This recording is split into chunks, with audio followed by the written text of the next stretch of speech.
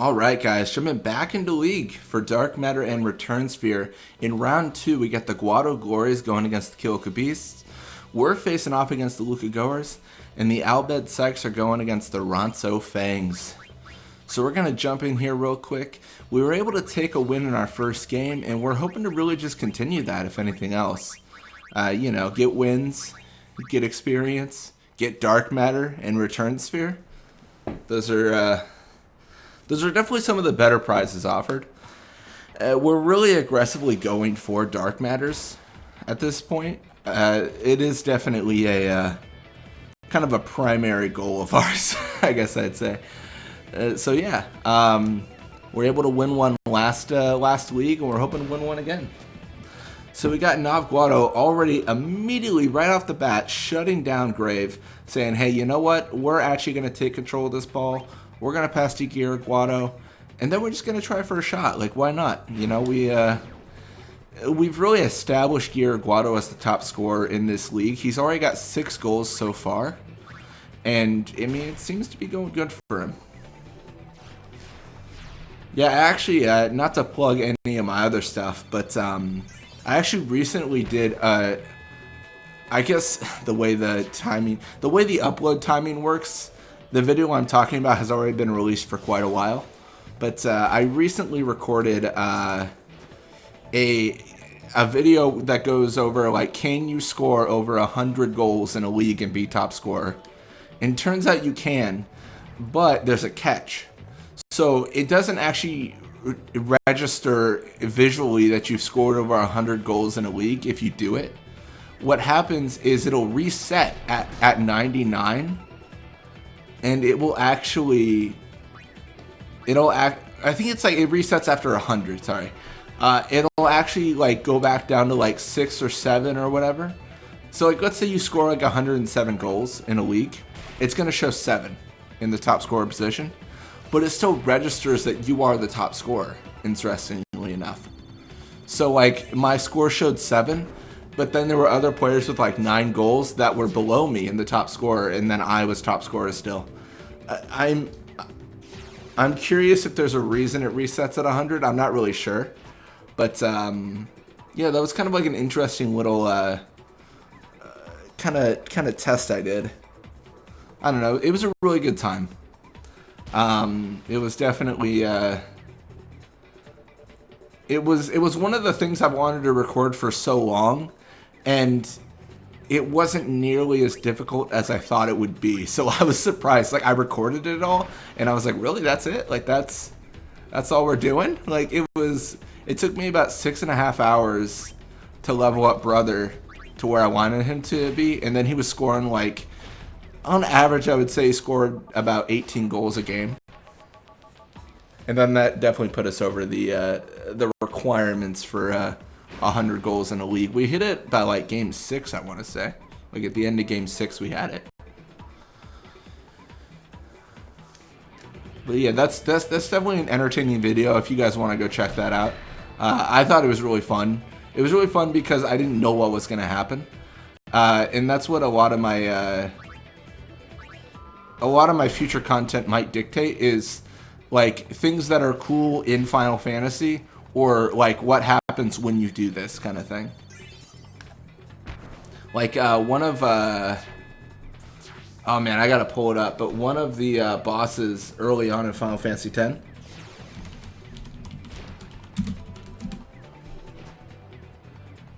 Gioscano, he appears in the Baj ruins, but what I'm curious about is if we beat him early on, like does the same cutscene trigger for Tidus in the very beginning of the game where he's about to get eaten? You know?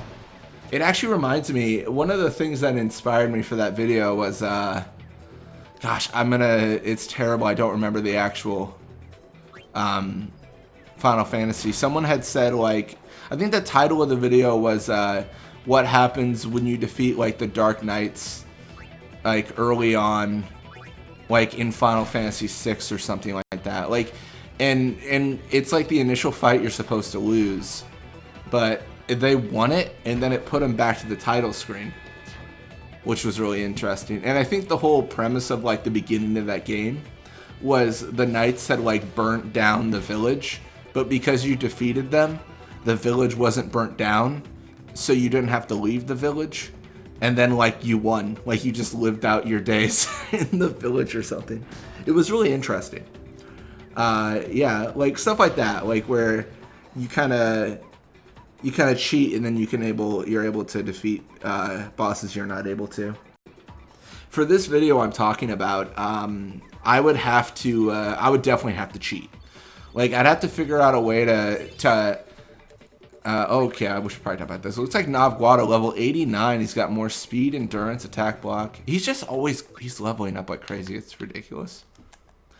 But I would have to find a way to like mod the game to autofill out like my strength stat or something, and like make it so I can deal enough damage to kill him. Because it's impossible to grind that early on.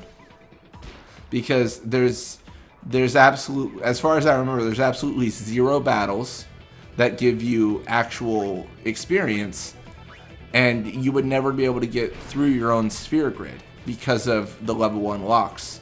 And I think even the expert level sphere grid has those locks, so there's not an opportunity to bypass them. But yeah, that would be an interesting video. I've got a few things. I want to delve more into Final Fantasy 12 content as well. I think that would be a good time. Out of my favorite Final Fantasies, I think 10 is first. 10 is first, absolutely. 12 might be second. Gosh, what does my ranking look like? It's 10, 12. I'm trying to think what else I've played a lot of.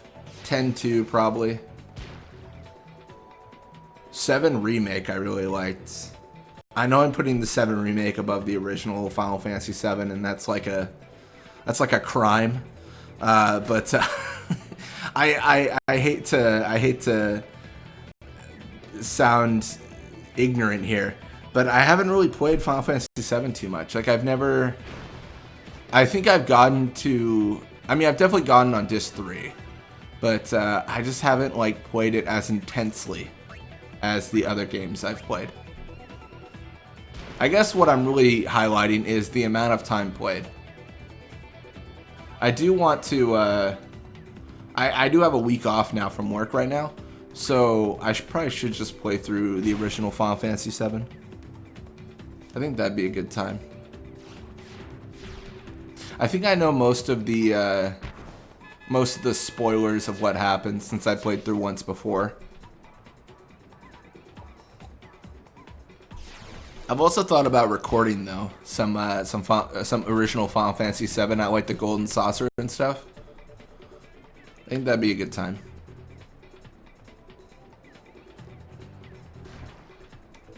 No, there's definitely kind of like a list of things I've been looking at recording, and I always go back and forth on how I want to go about things. Because at one point I was thinking, what would be best in terms of conciseness is I shouldn't like look up mini games from other Final Fantasies I haven't played to see if I should like record that. What I should do is I should just play through all the Final Fantasies and then kind of gather on my own what I think should be recorded. I think that'd be a better way to do it, because that's actually what I've been doing with Final Fantasy X, a little bit of 10-2, and then what I'll be doing with Final Fantasy 12 as well. The big thing I want to record with Final Fantasy 12 is the rare game. I think that'd be a fun time. Not the monster hunts, the actual rare game in the game. There's really not a lot of mini games in 12 though. Like when you think about it. Like there's the monster like hunts, there's the rare game. There's a lot of side bosses, like a lot of mini bosses that are super fun. But there's not a lot of like mini games. There's other content though, and I've brought it up before, but what I'd like to record is some like varying cutscenes and stuff depending on who's in your party, the chocobo stances, you know, all these different kind of niche details that make the game so much better. That's really what I like to focus on in general, though. Kind of niche details that are really, really, you know, they add to the life of the game.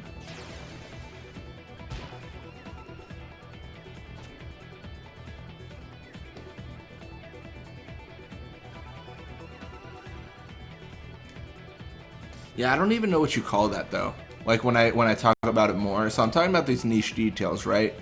Like there's just particular things I like in video games.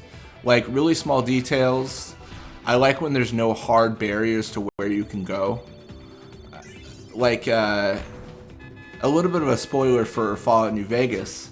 One of my most favorite barriers was you could go directly to Vegas if you'd like, but there's these like level 30 enemies that are gonna potentially eviscerate you if you do that. And one of the really cool things about it is you can get past them.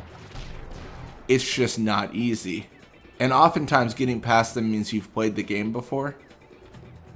So on your first try, it's difficult. I don't know, I like these kind of small, like soft barriers. Like we are very, very much encouraging you not to do this thing. But yeah, we'll see what I record in the future. Looks like we got Grave leveled up to level 50. That's always good. Got a little bit of experience for Gira and Nav, and not many other people.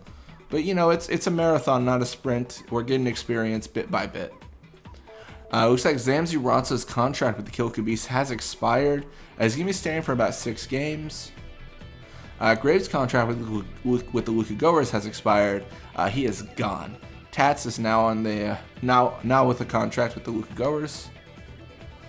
Looks like the Kill Beasts were able to take out the Guado Glories. We destroyed the Luka Goers. And then the Albed Sykes took out the Ronso Fangs. So not too bad. Albed Sykes are our only real contenders here, but they shouldn't be for very long. Alright, well thank you guys so much for watching. I hope you enjoyed it. And when you come back, we'll be playing more Blitzball. Till next time.